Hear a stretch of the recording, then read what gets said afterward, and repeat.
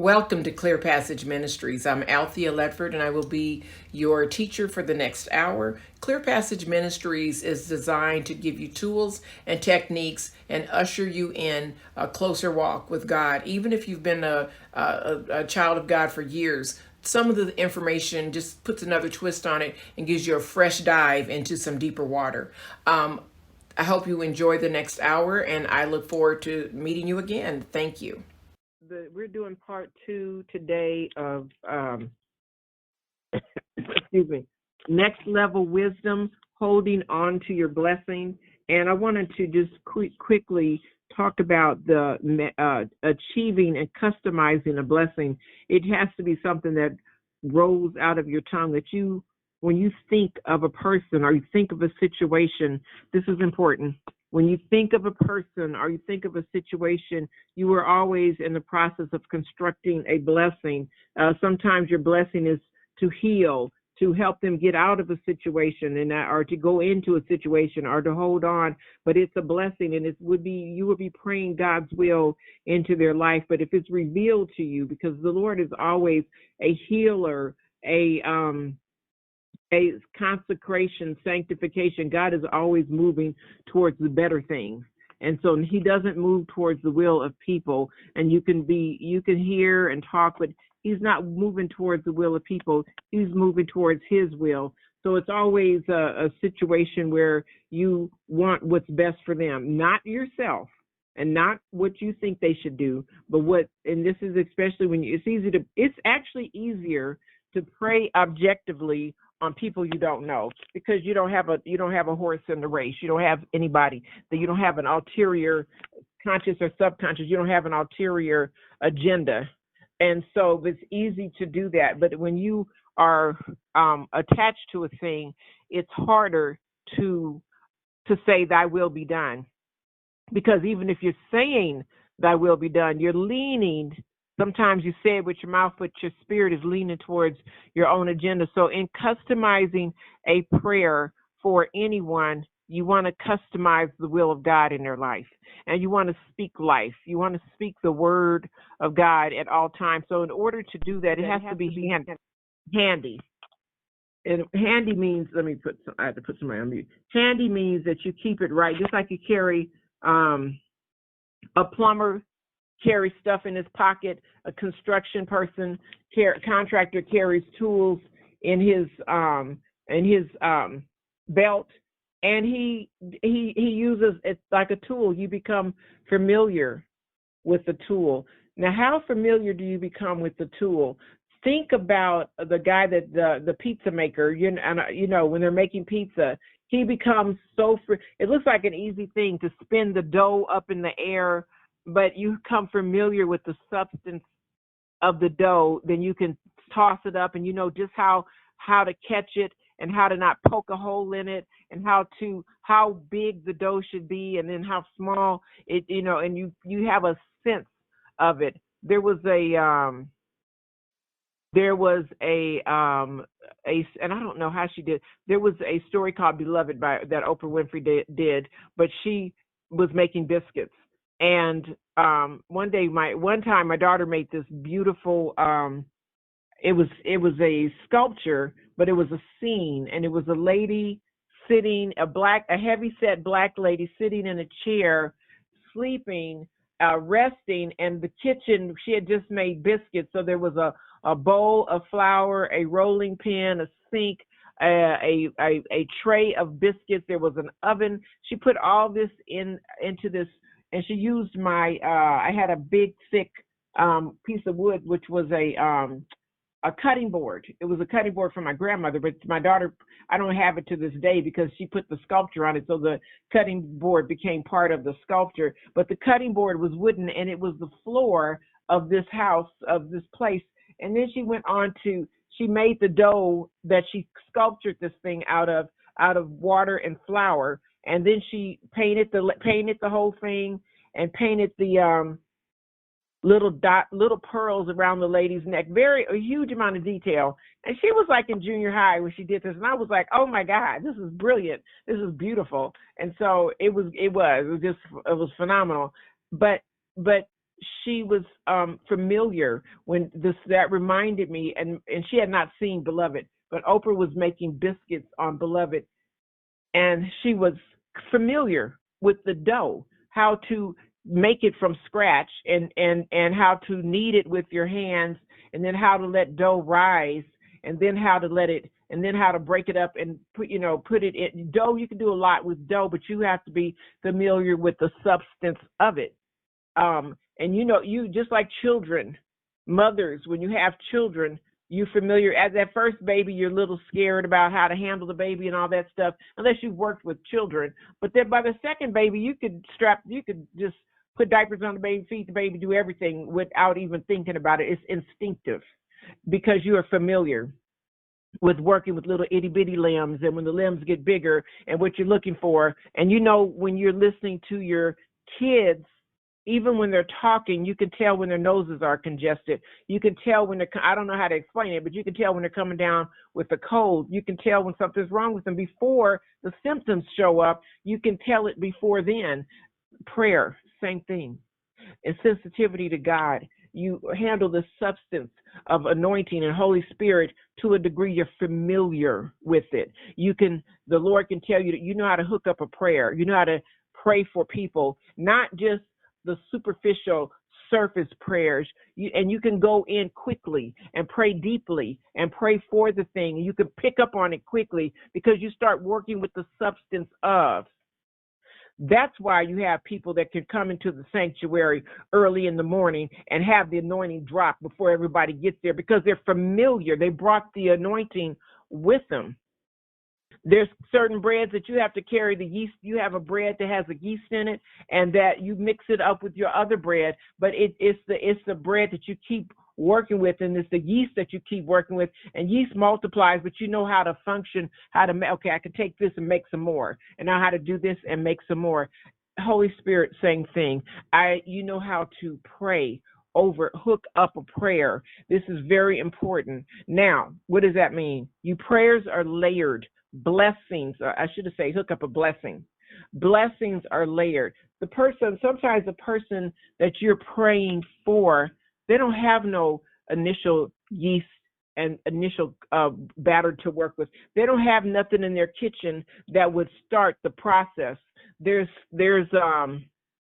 when you grow a vineyard, there are it's called branching on. You take the roots of one vine and you put it with another vine, and you start creating these different kind of grapes. And they have brought vines from France over here to California to make California wine. When California wine first started, when you know something about something, then you start understanding how to use other substances. That's what I'm going to get to that. But I was at a conference, and this guy came up to me from France, and this was when it just started. This was like almost 28, 29 years ago, almost 30 years ago. And he said, and he held this, like, if you put your fingers together and shake your hand, because that's how the French talk. So put all the tips of your fingers together and shake your hand. So he sat down move your hand around. He sat down by my chair and says, I hear in California you are making making wine. You're making wine in California. I was laughing because that was his business. I said, yeah, they're making wine in California. Napa was not what it is now, but we have the weather. We just don't have, and we have our dirt is pretty rich too, but we just don't have, but our dirt doesn't have personality in it like volcanic ash or something unique, but we have cattle. So we have fertilizer, we have good dirt, but we don't have, but takes a lot to make a wine. Because there's an association to it. It takes a lot to make a wine because wine is a combination of the dirt, the soil, the weather, water, heat. It's all of that.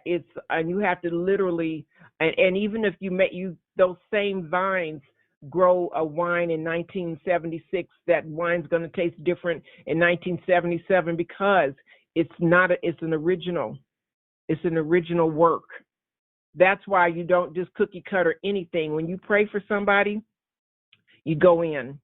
You go in the Holy of Holies and you ask a specific question for that specific person. That's like somebody praying, your grandmother praying over you, somebody that loves you praying over you. That's important because they're going to add the care, just like you make biscuits. You can make biscuits at a restaurant, but when you make them at home, you're going to add something to it because there's something special, because this is for my people and this is for my family and this is for my friends.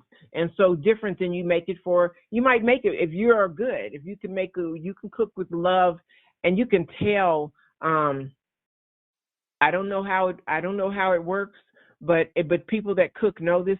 If you're depressed, your pies don't come out the same.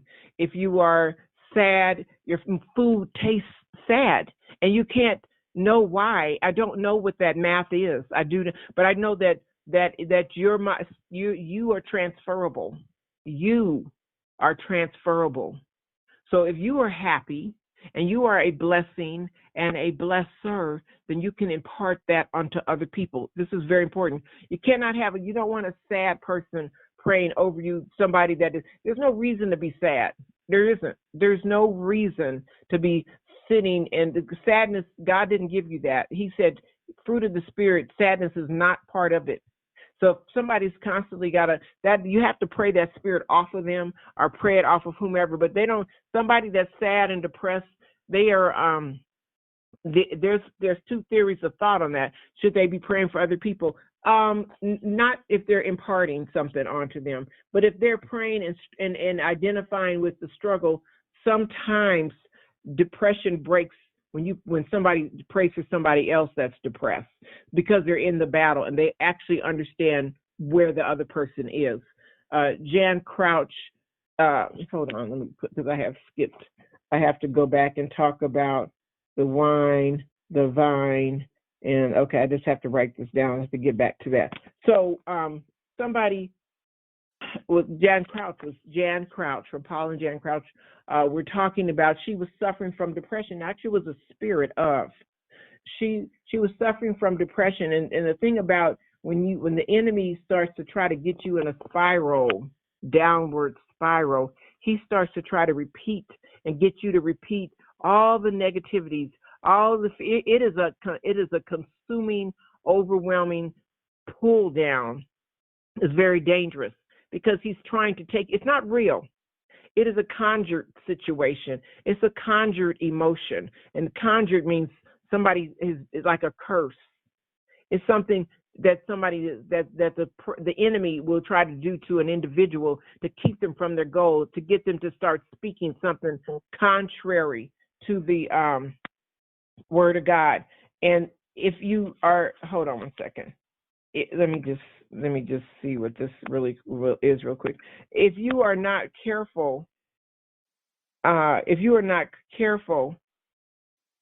okay, no worries, Lodi. I see it. No worries. We'll have it work about it. If you're not careful about what people are saying, they'll seeds. Now, listen to this. That negativity, people don't come and bring you a pot of cooked negativity. They're going to bring you the seeds, because you wouldn't take it if they brought you what their intention was fully formed. You go, oh, no, don't bring that to my house. Don't bring that. So they come sideways, like the enemy does. He comes inquiring to seek where he can fit in. If he's coming after you, he may not be able to come and just give you a full-blown curse. So he got to break you down. He'll start planting seeds of doubt. Did God really say that you would surely die? You won't surely die. Did God really say that? If you be the Son of God, he comes sideways. He doesn't come straight in. And sometimes when you are talking and you have to listen with the expert ear, you have to listen. When people start coming sideways, like they'll say, I remember I had a friend, she was like, well, I don't know why he likes you. This is what she said to me. What she was really saying was she was jealous and she didn't know she wasn't. I picked up on all that and ignored it, but she kept on going until I had to shut it down. You had to just like, no, you can't. I cannot have you around me. I said some other stuff, but I can't. No, because you're looking for a way to take my head off, but you stand up close so you can do it. You better know the spirit by which people operate under. You don't just let people sit around you smiling in your face and they really looking to put an axe to your neck. Don't do it. And I don't care. That smile don't mean nothing.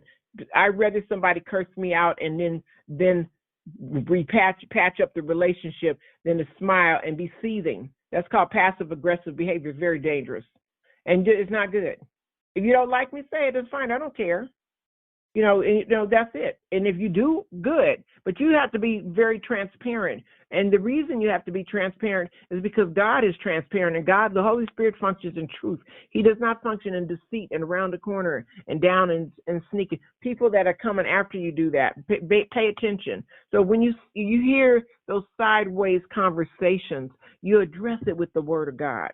You talk to the enemy, because people sometimes don't know the spirit by which they're speaking of, and sometimes they wonder why they don't get blessed, because it is impossible to not be blessed if you function in the presence of God. It's impossible. It is impossible to not be blessed, because heaven rolls out with blessings. They roll out into the capacity. As many baskets as you put out, they'll fill them up, and they just roll out all the time. And it's your job to make sure people understand about receiving and having baskets, and that giving out blessings create baskets for you to have more blessings. The way by which you figure out how to bless somebody is the way by which you will be blessed. And here it brings me back to my point. There's two trains of thought. Somebody that is like somebody that's sick. Sometimes I'll have them pray over other people, because they'll start releasing the blessing, and what they can't pray for on themselves, they will get up the gumption and pray for somebody else. Like somebody may not, and this is good. Mothers are a good example.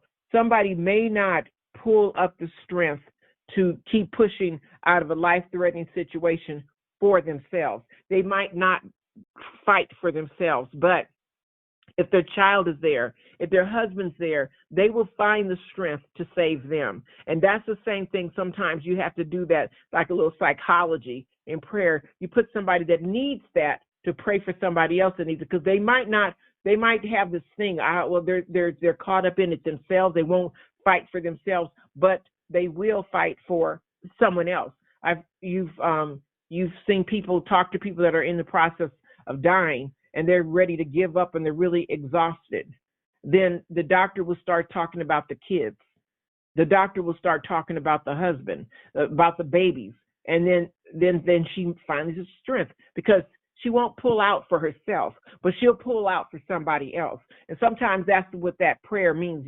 You're pressing in. And so when you are, just like in the Garden of Gethsemane, Jesus wasn't worried about himself, but but he went for us.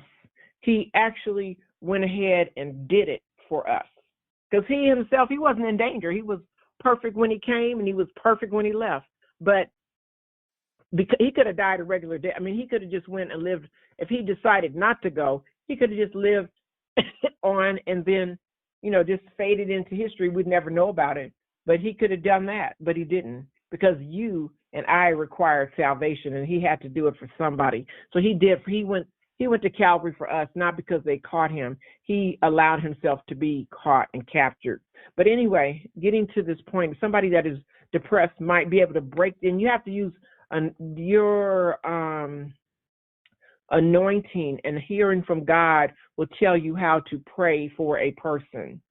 So in the process of praying for someone, sometimes they do need to pray for somebody else. You bring them up, you pray for this person, and they might be fighting depression themselves or fighting whatever it is themselves, but they have to pray it through, because what happens is, just like a well, your spirit, your body is like a well. The spirit passes through. So sometimes you have to prime the well. Prime the well means in order to get some water out, you got to pour some water in. I don't know the science of that either, but sometimes you have to put some water in the well and then start pumping it, and then the water comes out. There's a physics to it. I just don't know what it is, but that's how that works. And sometimes in prayers it's like that. You got to pour some oil in. If you're depressed and you want to come out of it, you got to pray for somebody else that's depressed. And the priming of you praying for them primes it in your spirit, and that flow of healing that you're praying for somebody else will also pass through you. If you're praying for somebody to be wealthy, praying for somebody to get the blessings of health, praying for whatever, that blessing passing through you, the residual of it will stay in your spirit, it will stay in your family, it will stay in your household. And that is why you are a constructor of blessings. You layer them on. You figure out, how do I bless this person? How am I going to pray for them? And you function in the spirit of blessing. You think about it. Think about a layered, I talk about chocolate cake all the time. Think about a layered chocolate cake. Have you ever seen it? Layer upon layer, line upon line? You just layer it in. Blessing here. I'm blessing the foundation. I'm blessing the family. I'm blessing their health. I'm blessing the wisdom and education. I'm blessing this. Layer it in. Bless them. And as a blesser, you become a supreme being, because God is a blesser. God is love. He's always trying to find a way to bless you. And so you keep doing it, and it will start to accumulate. You will have blessings where you can't you have blessings. There's people, they just accumulate.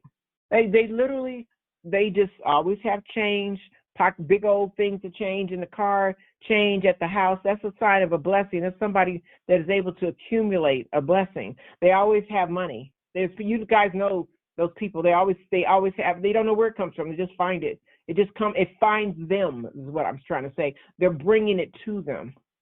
Now imagine, I want to bring good health. I want to bring wisdom. And we're talking about not immediate wealth only, but we're talking about perpetual wealth. How do you get perpetual wealth? That's the same, you can build a temporary building, a tent, or you can build a building built on rock, made out of brick, and the weather is not going to tear it down. That's wisdom. Wisdom you build it to last. You've heard that term, built to last. Now, what does that mean? So that means you take the time to listen and to understand, and you want to be a constructor of blessings. Just like a tailor holds somebody up and measures their arm and constructs a suit with specific measurements, exactly how it's supposed to go. There's a guy, I can't think of his name. He is a tailor here he's a tailor in California, in Beverly Hills. This man's been doing this specific type of tailoring for years, more than half a century. He dressed Elvis, he dressed Frank Sinatra, Sammy Davis Jr., he dressed some presidents. People come, Rock Hudson was buying suits from this man when Rock Hudson was wearing suits, and they would buy suits. Jack Lemmon, they would buy suits and buy a dozen at a time, or buy 15 suits at a time. He said Jackie Gleason had all kinds of suits. Jackie Gleason had suits for his weight went up, and he had exact same suits when his weight went down, because it fluctuated. So he had all kinds of suits. And in those suits, this man kept a page or two for everybody's measurements. And people have curved backs, or one shoulder is lower than the other, or one sleeve is different. But tailoring allows you to have that very specific. I'm aware that there's a shortage over here, that there's a this over here, that their collar needs to be a certain size, that their neck size, that they have a long neck, that they have a short legs, whatever it is, because no two people are exactly the same. So he customizes. He sits and measures, and the way they do it, they know how to go in. Though somebody comes and they've never seen him before, they take out a intake page, in a big cardboard page, because they still use filing systems, and they measure. And him and his wife do it, and they sit there and they know the process. We do this shoulder, that sleeve, that one. How big is it? What is the wrist size? What is the neck size? What is their back? The inseam, all that, waistline, etc. And then he finds out and because he's so intimate with, he knows them very well, to the point that he can pick a fabric and make the suit. This is how he would do it. He would pick up. His tweeds and his wools. He would order them from England. He would order them, and they would have this store. They have thousands of reams of different types of wool and different types of silk and different types of men's fabric and tie fabric. And they would send him samples, and he would describe what he wanted. And they would go, yeah, they don't sell this fabric to every department store. This is for customized suits. And they would wear, and he'd say how much he needed. But they would keep this special fabric for him because he was customizing the suit. And then so he could say, okay, Rock Hudson, da da da da da. I'm sorry, I didn't mean to say da da da. Rock Hudson needs a suit, and he would say this is a shade, and this is, and he would know exactly this is going to fit them. He would customize their entire closet of customized suits, because once you wear a tailored suit, you don't want to go back, and so because it's different. It's made for you. And so that's what that means, made specifically for you by an expert craftsman that knows how to hook you up on a suit. And so I'm getting somewhere. This is going to make sense in just a minute. So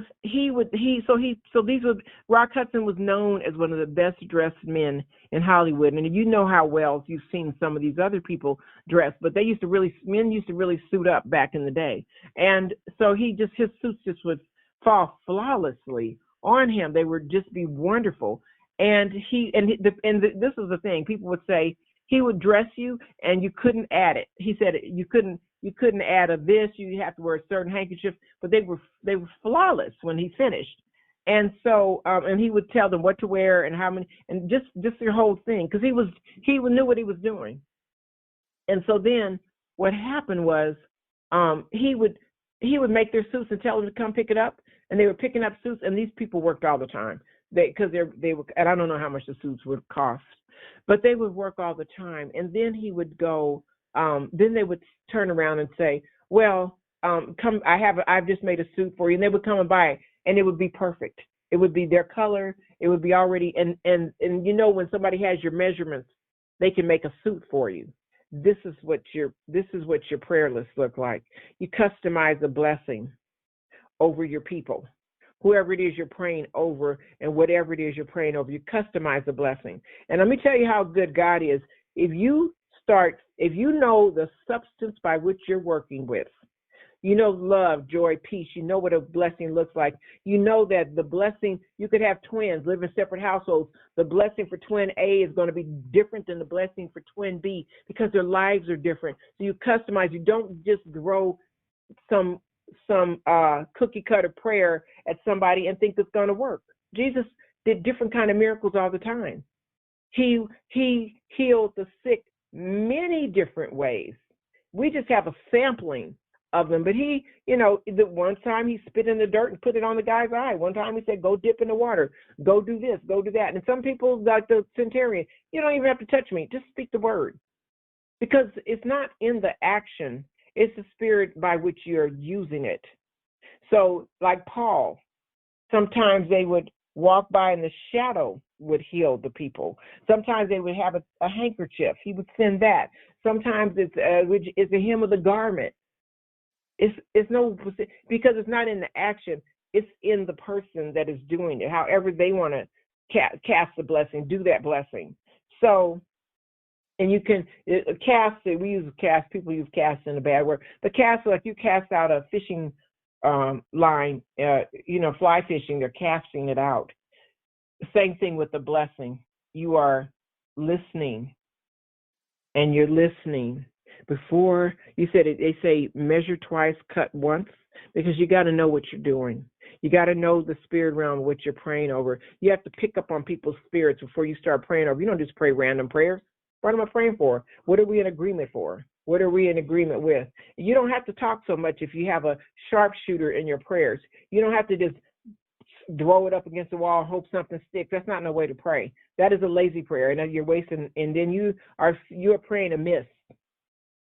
Your prayers need to be specific. Specific, like when Jesus was talking to the woman at the well. He knew who he was speaking to before he started speaking about her situation. He perceived the thing before he knew he was going to meet that woman before he went to the well. Just like when he went across the water, because he had business, we have need, we have to be over here. Jesus was moving with an agenda. The Father was directing him. He knew. He was in touch with heaven the whole time he was on earth. He wasn't randomly walking around. His steps were intentional. So he was knowing what he was doing. When he went over and cast out the demon, the guy, he already knew when he was on this side of the water, he was going to be over there doing that thing. He didn't happen to walk upon the guy. Oh my God, there's a demon. It wasn't like that. He already knew the guy was there. He knew the demons that were there. He already knew the party that was going over there that he had to go in there and fix, because it was not going to get fixed any other way, because the Holy Spirit hadn't been disseminated and people didn't have it. Nobody could do it. He had to do it. He did it.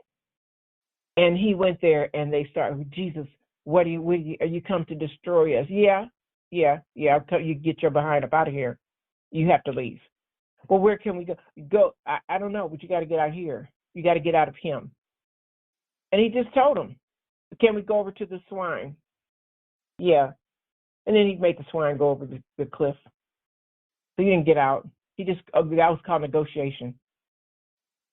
But you have to know by which you're looking at someone. You have to know. And you can know a thing, and you don't have to be there. You can be right here, sitting at your house, praying. When you start getting good at it, you start being able to move, and you start being able to get up and pray and whatever time for whatever.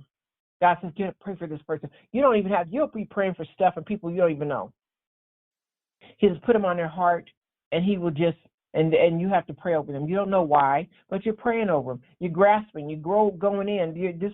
That's called an engine. That's what you want to be. You want to be a prayer warrior. That means you war in the spirit. How do you war in the spirit if you're not familiar? You must know.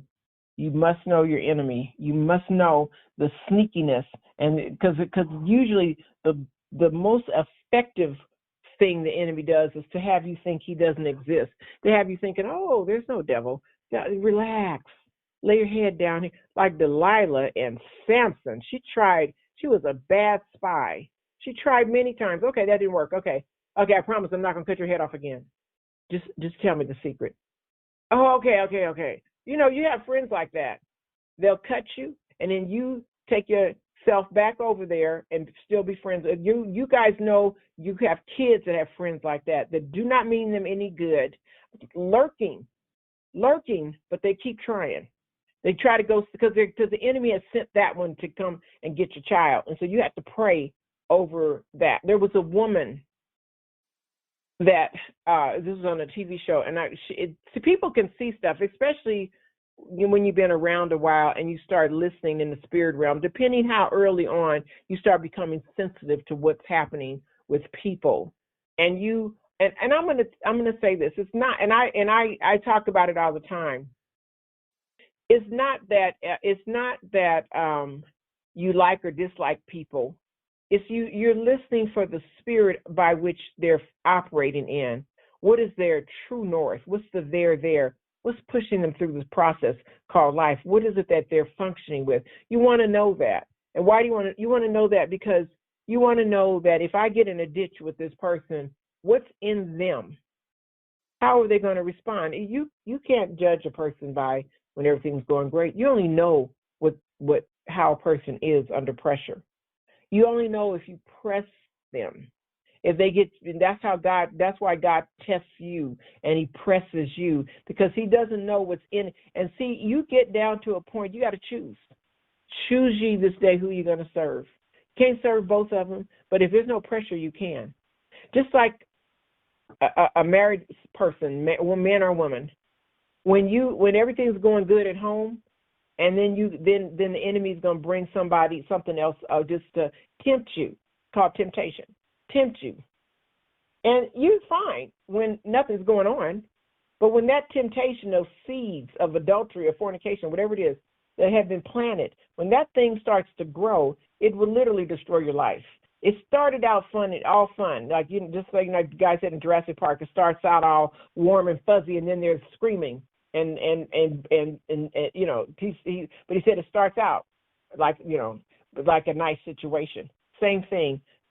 Sin, it's something to do, but that something to do is the seeds of absolute destruction, and that's part of your wisdom, is to see things at the seed form. You don't have to see somebody act a straight fool before you realize it's a fool. You need to recognize foolishness in seed form. Write that down. You need to recognize foolishness in seed form, even in yourself. If you are starting to keep some conversations going that are not godlike but have not caused harm just yet, and you just keep it going because it's something to do, don't. That's why you catch it early, often. You catch it early and often. That's why when sometimes some families, especially mothers, when you're talking to your kids, you're not having your kids talk back to you. We're not allowed to roll our eyes, go suck our teeth, have an attitude, because that was getting ready to turn into some straight rebellion, and you're getting ready to get your butt whipped looking crazy if I don't just like reach over the table right now. You're catching attitude early. You're catching it early because you do not want that thing to get out of control. Same thing when you're talking with children, you have to have structure. You have to have you want them to communicate. You do want that when they get older, but initially you have to get form and structure in there. You have to get them to understand yeses and nos. This is a yes. This is a no. That's called raising your children. They're not free agents. It's not a democracy. It's a household, and somebody's paying the bills. That's the boss. That's called the parents. And so you have to establish some things that are intolerable that you will accept, and the things that you won't, because you're looking out for their best interest.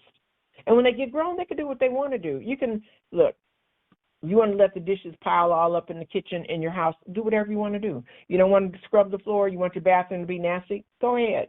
But in my house, no, it's got to be done this certain kind of way and on time, and when I tell you it needs to be done. You have a schedule, and that's it. That's called the rules of the house, and that structure is absolutely necessary.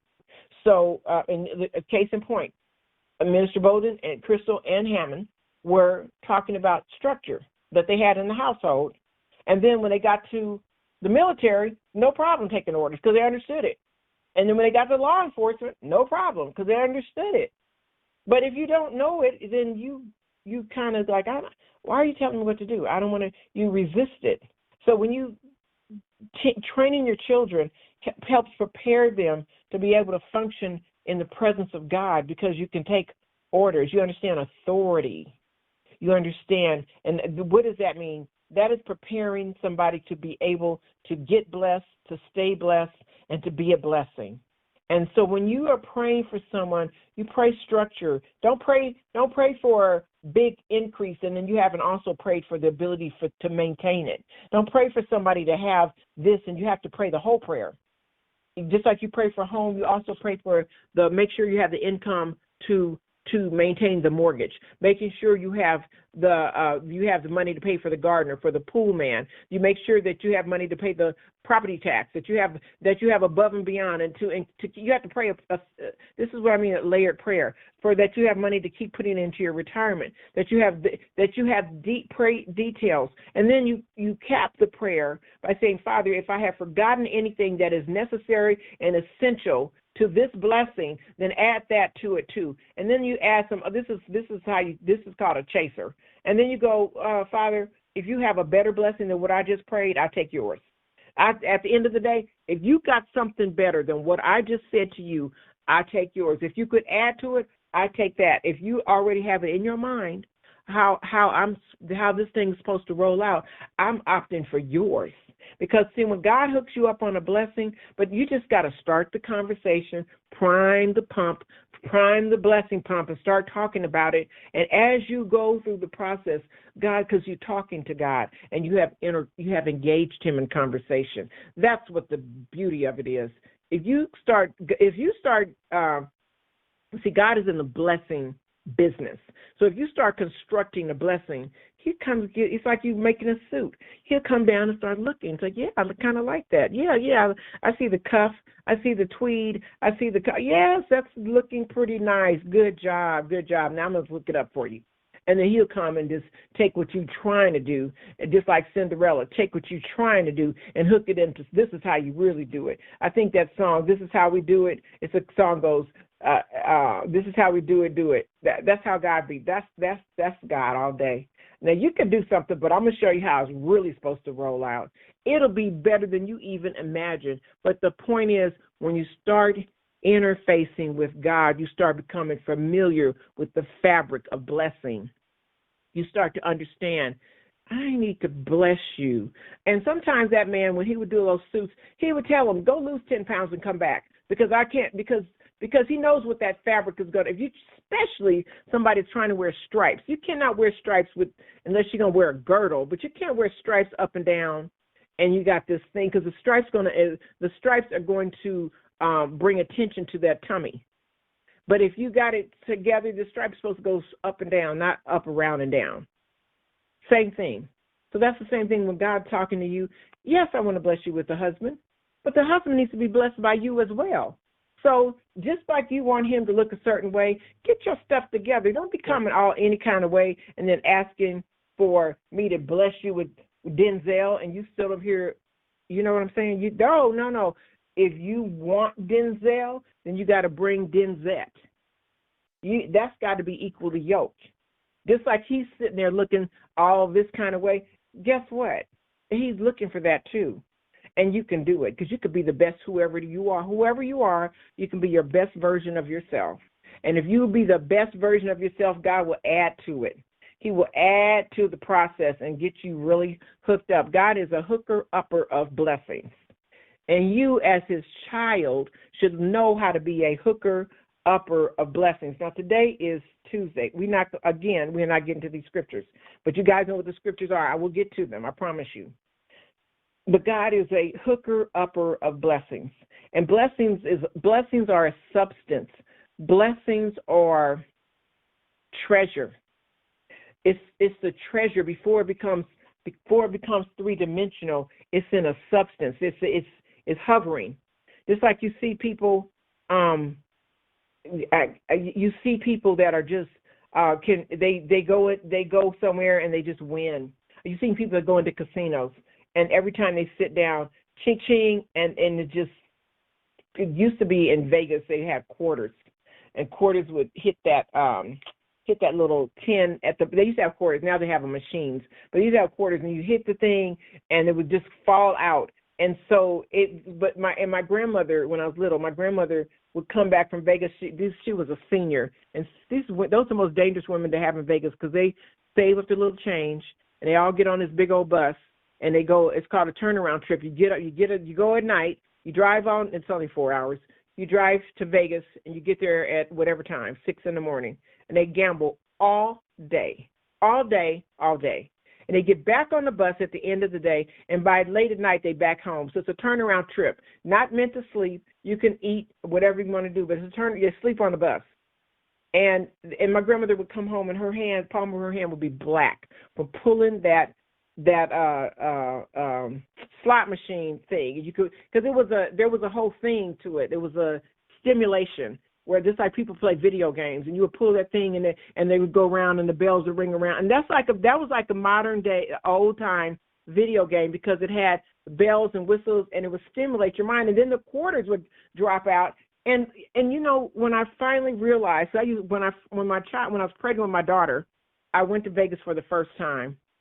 I had heard about it, but I hadn't actually went. And when I heard them quarters hit that little tin thing, ting, ting, ting, when I heard them quarters, I was hooked. I was like, oh my God, is this what people are doing? I was like, oh my God. So I was just dropping the quarters in and sticking, and then it was, now it's good when you're winning, but it is a horrible when you start losing because you're going, if I could just get back and just try to win back what you lost. It was terrible. I spent they didn't have an ATM and you had to write a check. I spent everything I had in my pocket, spent my cab money, spent my food money, spent everything, and then we was fighting at the restaurant, not fighting physically, but arguing. You spent this, well, you spent that. This is the breakdown. This is how Vegas just break you down. And so, but it was the sound of those quarters hitting that tin thing. I went to sleep. All I could hear was quarters hitting the slot machine. And then what I figured out was that if you go at 4 or 5 in the morning, the machines are full, and they haven't dragged the machines yet. Every machine was paying. You could go in there and hit. One time I hit every single machine all the way. I had to get 2 or 3 buckets to put the quarters in. I was just, oh my God. So that's when I learned how, and then they switched the game around. But that's when I remembered that when the machine gets full, it's going to kick out the quarters. But I understood and learned what I was doing. So, it was stimulation. Okay, said that to say, when you learn how to drop a blessing, and when you start seeing the blessings manifest, and I kid you not, I have stood here. We have been, Minister Bowden has been over here. We have stood here in this living room and prayed over something, and the doorbell rang, and the thing we was praying for was at the door. It was like, oh my, it's happened more than once. And then it's happened where we have gone through the day, and there the blessing was. We asked for it, and it met us somewhere at the store, in the parking lot, walking down the street. Your blessings will, when it says your blessings will overtake you, it's nothing more exciting than to pray for something. Even, it's not that it's the thing. It's that God responded. It was like, oh my God, it works. And you go, oh my God, blessings do work. And you can pray, and what you do is you start a person that is now, don't pray over somebody and then you leave them, they don't know how to pray for themselves. That's crazy. If you got to pray for somebody, tell them how you did it. Now, this is what I prayed for on you. Now, this is what I would recommend. You keep praying for this for yourself. And because it's a substance, there's a logic to blessings. So I prayed for you to do this, this, and this, and you need to keep praying for this and that, because you know how to tailor a blessing. And the reason you know how to tailor a blessing because you sit and you studied the person that you're getting ready to pray over. You asked questions. You went before God before you started praying the prayer and started going in the spirit realm and warring for them. Because, see, even when you start to pray for somebody and you have a stronghold, you needed to know the demons that you're working with. You needed to know who is up in here messing with my stuff. Who's up in here messing with this person? Who's up in there bothering them? And you got to go in the spirit realm. You got to pray. Be still. Listen. Lord, this is how that kind of prayer will go. Lord, what is that? What spirit am I coming up against? You got to pray with pencil and paper. You don't just, what you're praying a random prayer, you holding it all in your memory? How are you holding all that in your memory? You're dealing with dynamic spiritual things. I keep paper. Anybody I'm praying over, I got a page. I'm praying over this, this, and this. I'm praying for that. And then that thing will start to move, and then my prayer will switch. Because when the devil tries to loosen up, the devil, before he tries to come out, he tries to shift around and be somewhere else so you can't see him hiding behind something, calling it something else. It is what it is. Rebellion is rebellion. You know, rebellion is as witchcraft. Whatever it is, you got to know the spirit of, not the conversation, the spirit by which that conversation came from. That's why you catch stuff. Some of you guys know, you know, have me call you and talk about something because I'm looking at the spirit of, and I'm catching the spirit of it. That's just like with kids. You don't be letting them go down the street talking crazy. When you see a kid start acting, what are you doing? And you're paying attention.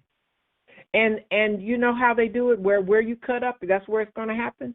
If you got to be standing up in the church, because I know Pastor Godot does this, where you cut up, that's where we're going to have it. He done set people down, called them up to the altar to sit them down, to let them know, no, you don't put all their business out, but we doing correction because we cannot have the enemy, you can't serve two masters, and you don't let the enemy. Creflo Dollar fired all his staff at one point in time because the stuff went too crazy, and people think you're playing. That's why I don't play. That's why, like, you know, people said, when you tell your kids you're going to beat them, you better beat them. I don't mean beat them, but if you have to reprimand and get it together, then you got to do that. And so you got to be, and you have to be, your yes has to be yes, and your no has to be no. And that's called integrity on your conversation. And that integrity on your conversation helps to create structure on their lives. They understand yes to be yes and no to be no. I'm showing up. I'm a soldier. I'm showing up, or I'm not showing up. But I'm not going to tell you I'm going to be there and I'm not. I'm not going to tell you I'm going to do it. I'm not. I'm going to do it to the best of my ability. And it's a blessing.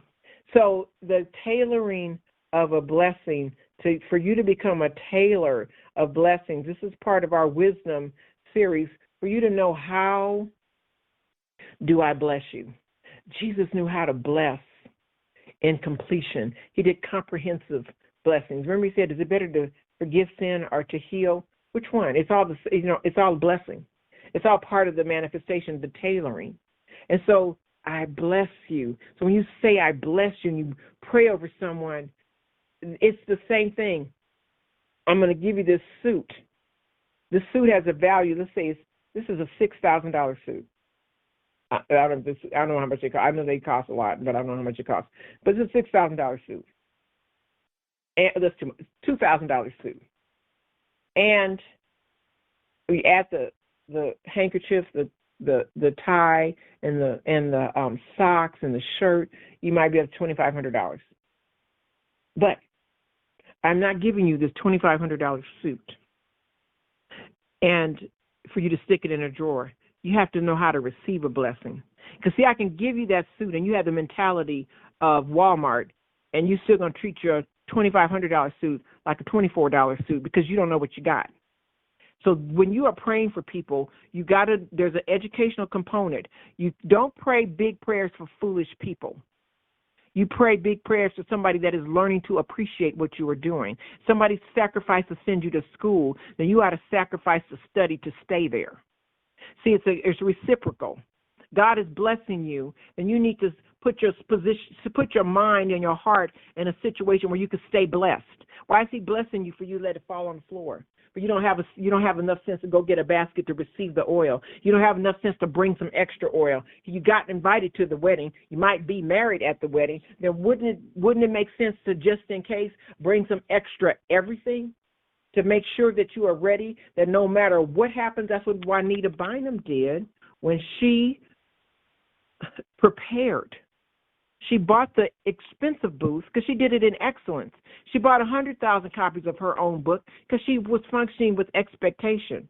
Because if you challenge God and you act like you got some faith and you show up with some faith, then your God's going to show up with the answer. But don't ask for something and say, I know you was a hard taskmaster, so I just buried my talent and I'm going to give it this one talent back to you. You ain't getting nothing with that. That little cheap poverty mentality. If you're expecting to be blessed, you have to act like a blessed individual. You have to function in the office before you step into it. You are blessed, and your children are blessed. You talk to your children like they're going to be business owners. You don't talk to them like they're going to go work for somebody else.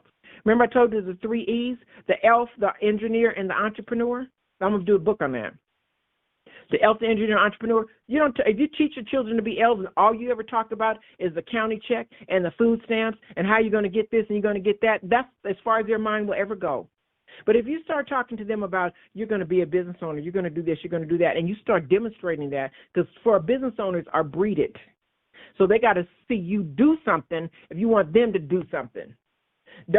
I know I'm stepping into it right now. You got to do something. You want them to do something. You want them to learn how to ride a bike, you better be riding a bike. You want them to learn how to swim, you better be a swimmer. It starts with you. It's transferable. Inheritance. Wisdom is transferable, is legacy. We talk about the Jewish culture. They cut diamonds in such a way that you learn to cut the diamonds. They in there singing Hebrew songs while they're cutting on diamonds. I said, my God, that's how you do it. We are cutting diamonds, and we're singing hymns to the Lord while we're cutting diamonds, and they can carry like a $10 million diamond. This one guy had I think it was $9 or $7 million diamond in a little bitty pouch, and he carried it in his pocket, and he's having lunch, and he shows it to the other guy at lunch, and he says, yeah, I'll give you this. They don't use no paper, no contract, there's no paper. It's just all word of mouth because it's integrity. Because they have established some things, and they have established an art form, and they teach the next generation how to cut diamonds. This is part 2. We're going to do part 3 tomorrow. But wisdom, inheritance, holding on to your blessing. You don't drop your blessing, and you don't lose your blessing, and your children are your biggest blessing. Your children are your biggest blessing. And you want your children to stay married, you stay married. You want your children to understand what it is. Let me just tell you something. What's the last thing? Your husband's not a heathen. You have to figure out, you have to pray and culture that situation. Every demon can be broken down. Demons can be removed, and the Spirit of God can come in. Everybody that can happen to anybody.